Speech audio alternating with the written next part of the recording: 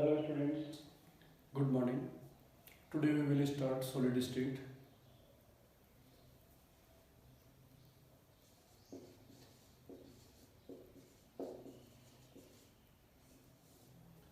Solid state बहुत ही important topic है अपने 12th के लिए और जेई एडवांस और नीट दोनों के लिए। अब सॉलिड स्टेट में देखना है भी जो मैटर है वो कितने स्टेट्स में एग्जिस्ट कर सकता है और किस बेस पे ये क्लासिफिकेशन है। तो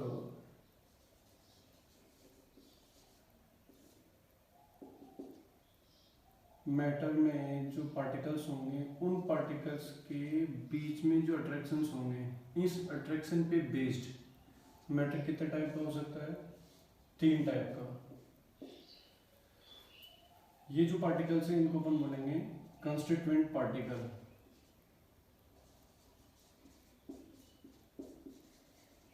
constituent particle in constituent particles के बीच में अट्रैक्शन अगर स्ट्रॉन्ग है तो सॉलिड रहेगा, थोड़ा सा वीक है तो फिर वो लिक्विड रहेगा, उसमें फ्लो होने की प्रॉपर्टी डेवलप हो जाएगी। और अगर बहुत ज़्यादा वीक इंटरमोलिकुलर अट्रैक्शन है तो फिर वो गैस फेज में एग्जिस्ट करेगा। Solid, liquid and gas. यहाँ सबसे इंपॉर्टेंट चीज जो है इस चैप्टर में वो हमारे लिए है what is constituent particle. Mainly constituent particle क्या है, कैसे उन्हें आइडेंटिफाई करेंगे। जैसे वाटर है, आइस है, तो आइस के अंदर कंस्टिट्यूएंट पार्टिकल हाइड्रोजन है, ऑक्सीजन है या H2O है? बताइए। तो इसमें हाइड्रोजन भी है, ऑक्सीजन भी है और H2O भी है, बट कंस्टिट्यूएंट पार्टिकल जो है वो H2O है।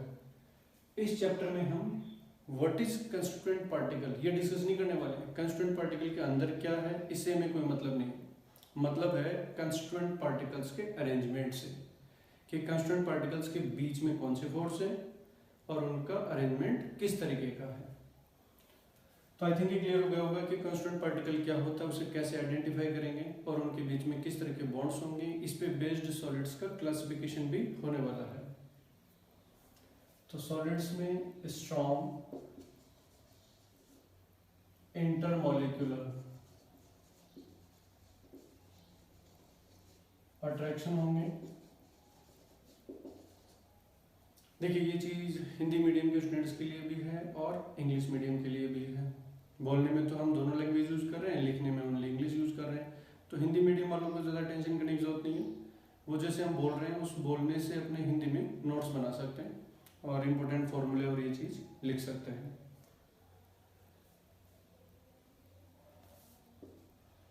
Solids can be of two types on the basis of arrangement of constituent particles। ये जो constituent particle है इनका अरेंजमेंट कैसा है। जैसे एक पार्टिकल के बाद दूसरा पार्टिकल है, फिर तीसरा पार्टिकल है, फिर चौथा पार्टिकल है, तो ये जो पार्टिकल्स है वो किस तरह से अरेंज्ड हैं। अगर रेगुलर अरेंजमेंट निकल के आ रहा है, फॉर एग्जांपल एक पर्टिकुलर डिस्टेंस पे एक पार्टिकल है, फिर उसी को फॉलो कर रहा है दूसरा पार्टिकल, तीसरा पार्टिकल एंड सो ऑन। और ये इस तरह का जो पैटर्न है अगर ये लॉन्ग रेंज तक जाता है तो हम उन्हें क्या बोलेंगे? Crystalline solid.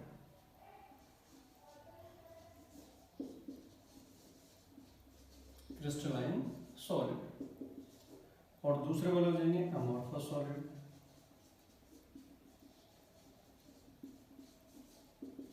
अमॉर्फस सॉलिड्स में जो पार्टिकल्स का अरेंजमेंट होगा,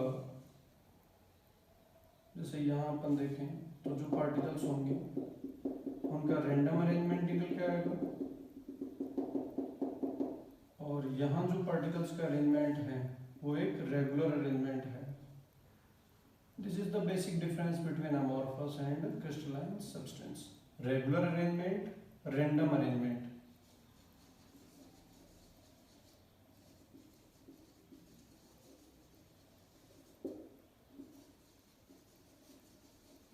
रैंडम अरेंजमेंट। हाँ, यहाँ पे एक इंपॉर्टेंट टर्म यूज करते हैं लॉन्ग रेंज और शॉर्ट रेंज। लॉन्ग रेंज का मतलब है ये जो पैटर्न रिपीट हो रहा है इसके रेंज ज्यादा है। यहाँ पे क्या हो रहा है, जैसे 2 पार्टिकल्स तो ऑलवेज एक लाइन में ही होते हैं, वो तो वैसे ही वेल अरेंज्ड होते हैं। तो शॉर्ट रेंज का मतलब कभी कभार गलती से ऐसा हो सकता है कि 3-4 पार्टिकल्स रिपीट हो रहे हैं लेकिन उसके बाद नहीं चलेगा। जैसे अपन यहाँ पे देख रहे हैं कि भाई कभी कभी ये हो सकता है कि 3 पार्टिकल वेल अरेंज्ड हैं लेकिन बाकी तो नहीं है, और इसमें क्या चल रहा है, लॉन्ग रेंज।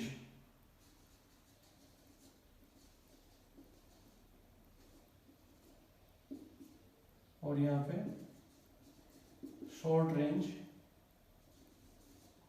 अरेंजमेंट होता है। तो this is the basic difference between crystalline and amorphous. तो भाई अपन यहाँ पे फिर से एक बार रिवाइज कर लेते हैं। सॉलिड्स जो होते हैं वो कितने टाइप के हो रहे हैं, बेसिकली अरेंजमेंट पे बेस्ड। किसका अरेंजमेंट, कंस्टिट्यूएंट पार्टिकल्स का। और मैं पहले बता चुका हूँ कि पार्टिकल के अंदर क्या है, ये इसका इस चैप्टर से कोई लेना देना नहीं है। कंस्टिट्यूएंट पार्टिकल्स कैसे एक दूसरे को रिपीट कर रहे हैं, ये यहाँ पे एक इंपॉर्टेंट चीज रहेगी। इसके बाद जो क्रिस्टलाइन है उनको हम फिर से क्लासिफाई कर सकते हैं।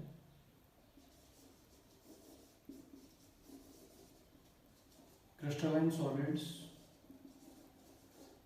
Again can be of 4 types.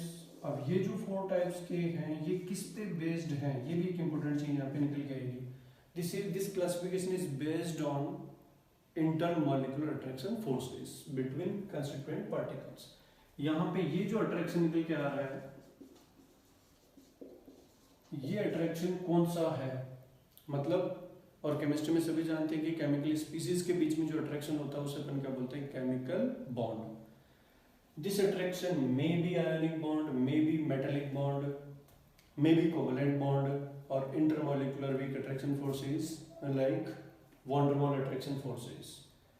इसी पे बेस्ड हम क्रिस्टलाइन सॉलिड्स को 4 ग्रुप्स में डिवाइड कर रहे हैं।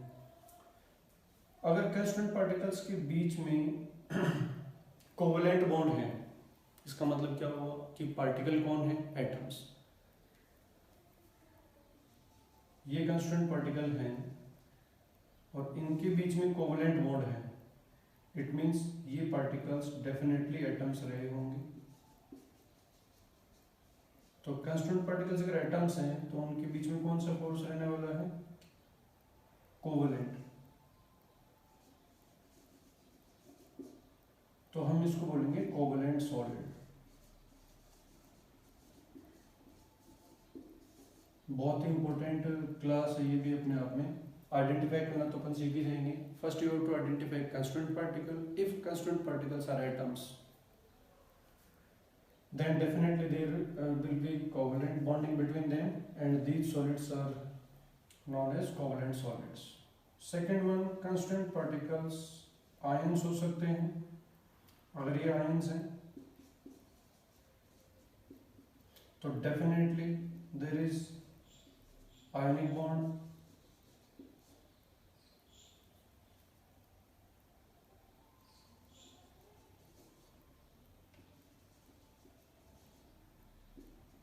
इनको अपन बोलेंगे आयनिक सॉलिड। तीसरा, कंस्टिट्यूएंट पार्टिकल्स मेटल एटम हो सकते हैं। तो हम जानते हैं मेटल एटम में मेटेलिक बॉन्ड रहेगा, जो कर्नेल और जो वैलेंस इलेक्ट्रॉन्स उनके बीच में अट्रैक्शन होता है। तो definitely there is metallic bond.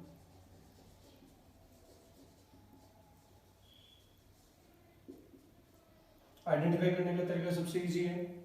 अगर कंस्टिट्यूएंट पार्टिकल्स मेटल्स हैं तो definitely there will be metallic bond and these solids are metallic solid. Identification और क्लासिफिकेशन पे बेस्ड भी क्वेश्चन कंपटीशन एग्जाम में कई बार पूछे जा चुके हैं। आइडेंटिफाई द सॉलिड, इस तरीके से लेकर। और लास्ट वन जो है वो इन पार्टिकल्स के बीच में, अगर मैं ये बोल रहा हूँ इंटरमॉलिक्यूलर अट्रैक्शन है, इंटरमॉलिक्यूलर अट्रैक्शन, तो डेफिनेटली ये पार्टिकल्स क्या रहे होंगे, मॉलिक्यूल रहे होंगे। कंस्टिट्यूएंट पार्टिकल्स मॉलिक्यूल ही रहे होंगे, तभी अपन बोलेंगे इंटरमॉलिक्यूलर अट्रैक्शन। इनको अपन बोलेंगे मॉलिक्यूलर सॉलिड।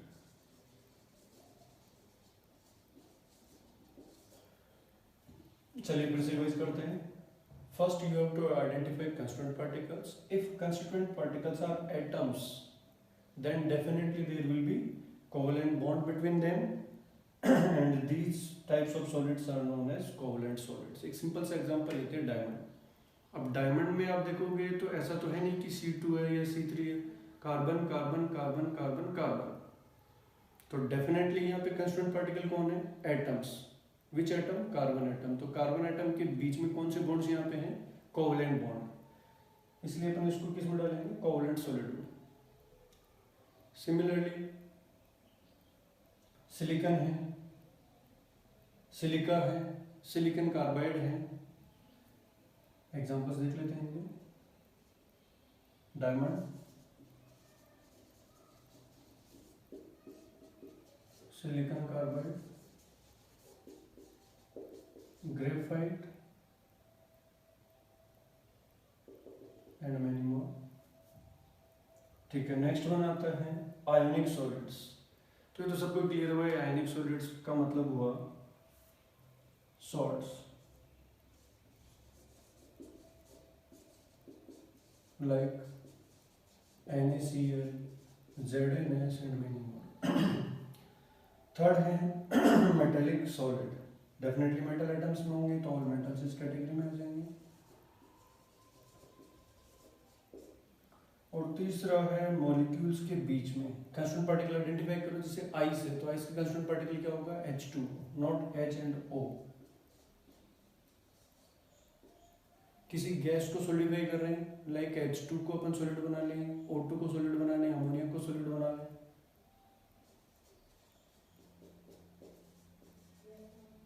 तो definitely there will be attraction between NH3 and NH3,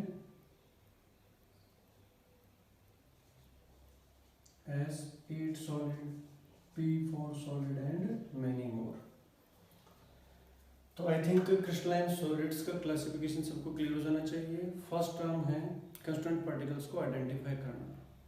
अगर वो हमें पता लग जाएगा तो हम इजीली क्लासिफाई कर सकते हैं कि कौन किससे बिलोंग कर रहा है। जैसे सिलिका की बात कर रहे हैं, SiO2।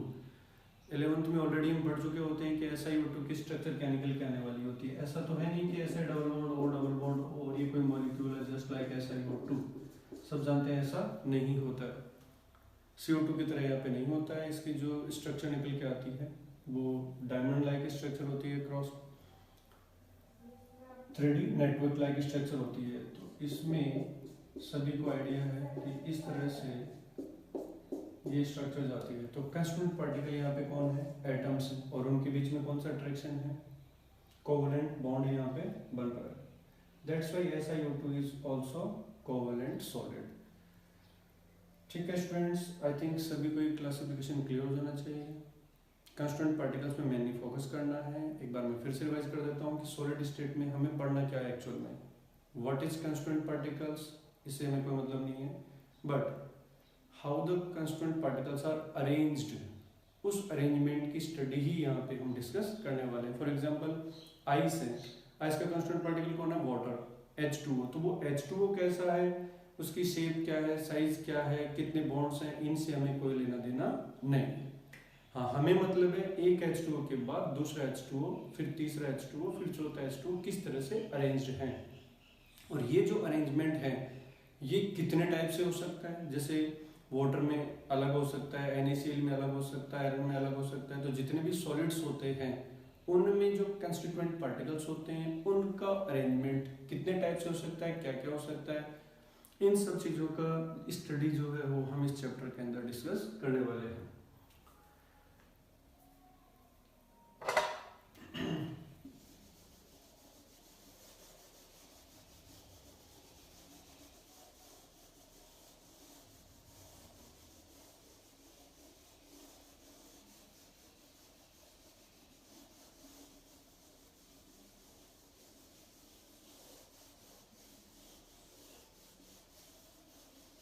Next we will discuss basic difference between crystalline and amorphous.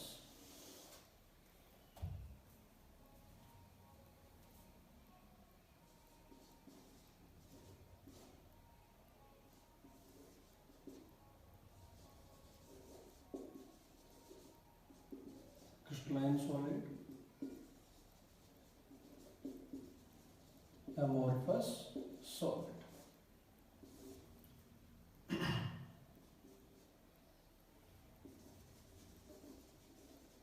Regular arrangement, irregular और random arrangement.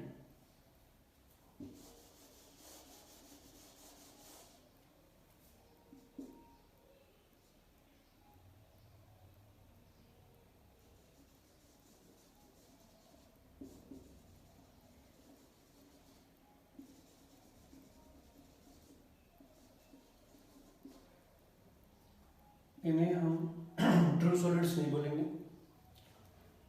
Not true solid,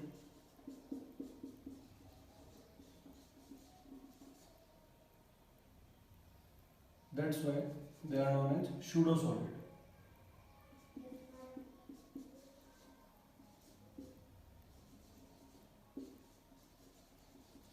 Pseudo solid or super cooled liquid.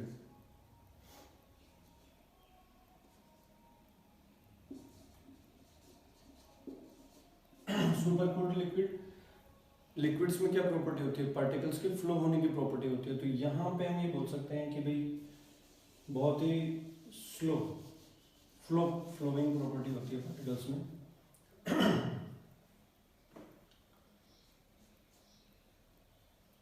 इनमें एक इंपॉर्टेंट डिफरेंस जो आता है वो होता है आइसोट्रोपिक और anisotropic.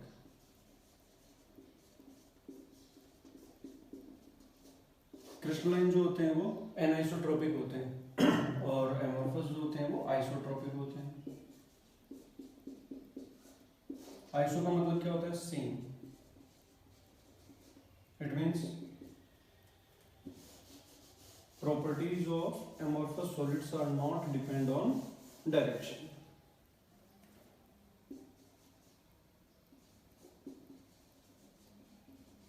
Properties are same in all direction.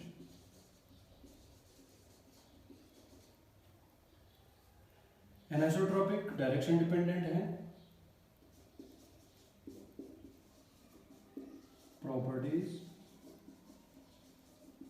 depends on direction।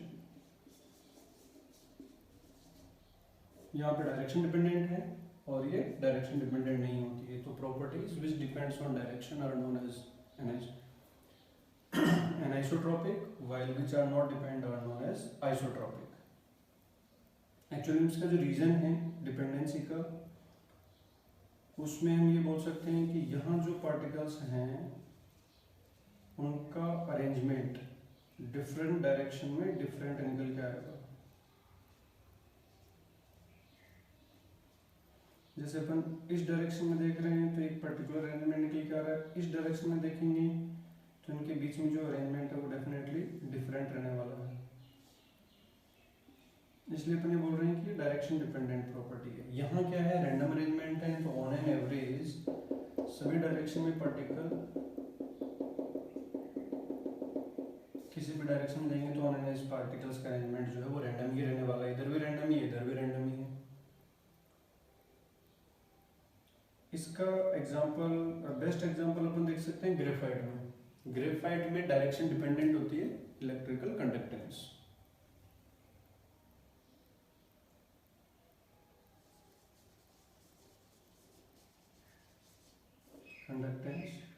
Refractive index and many more.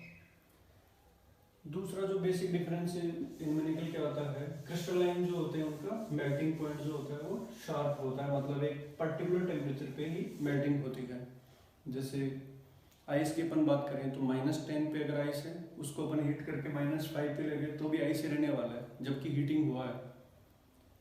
जबकि एमोर्फस में क्या होगा, एक रेंज होती है, एक पर्टिकुलर टेम्परेचर से मेल्टिंग स्टार्ट होकर एक पर्टिकुलर टेम्परेचर तक चलती है। तो क्रिस्टलाइन में अपने बोल सकते हैं कि भाई शार्प मेल्टिंग पॉइंट होता है। सिंपल से 3 या 4 प्रॉपर्टीज ध्यान रखनी होती है। They have sharp melting point और इनमें एक रेंज निकल के आती है, range of melting point.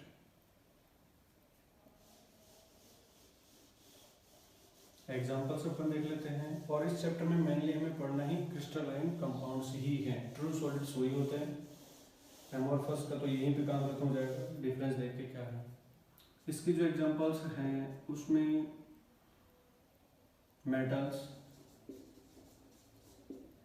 Salts like NaCl, diamond,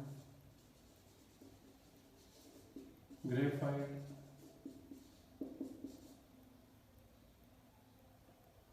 ice and many more. यहाँ जो एग्जांपल्स हैं उसमें आते हैं ग्लास, प्लास्टिक, रबर,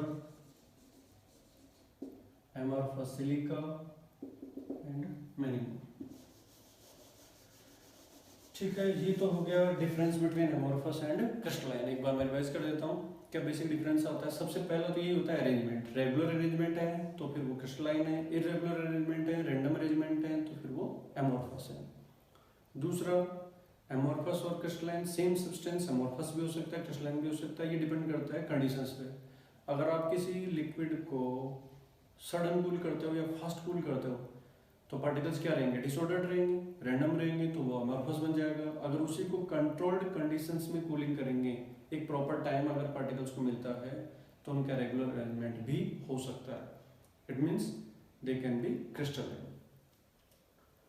दूसरा जो डिफरेंस निकल के आया था वो निकल के आया था आइसोट्रोपिक और एनाइसोट्रोपिक। आइसोट्रोपिक, आइसो मतलब same, that is same in all direction, not depend on direction isotropic. Anisotropic बोले तो प्रॉपर्टीज डिपेंड्स ऑन डायरेक्शन। तो क्रिस्टलाइन में डायरेक्शन डिपेंडेंट, एमोरफस में डायरेक्शन इंडिपेंडेंट। और नेक्स्ट वन है क्रिस्टलाइन जो होते हैं उनका शार्प मेल्टिंग पॉइंट होता है, एमोरफस में एक रेंज होती है। और लास्ट इनके एग्जांपल्स अपन ध्यान रख सकते हैं, प्लास्टिक, ग्लास और रबर एमोरफस में आ गए। और बाकी जो भी अपन आगे पढ़ने वाले हैं पूरे चैप्टर में धीरे धीरे डिस्कस करेंगे तो एक चीज निकल के आ जाएगी। ठीक है स्टूडेंट्स, ये हमारा सॉलिड स्टेट का फर्स्ट लेक्चर था। इसमें हमने अभी तक क्या क्या कवर किया मैं रिवाइज कर लेता हूँ कि भाई व्हाट इज सॉलिड, दूसरा what we will discuss in this chapter that is constituent particles and force between them, और तीसरा classification of solids. Okay, thank you, keep watching for next lecture.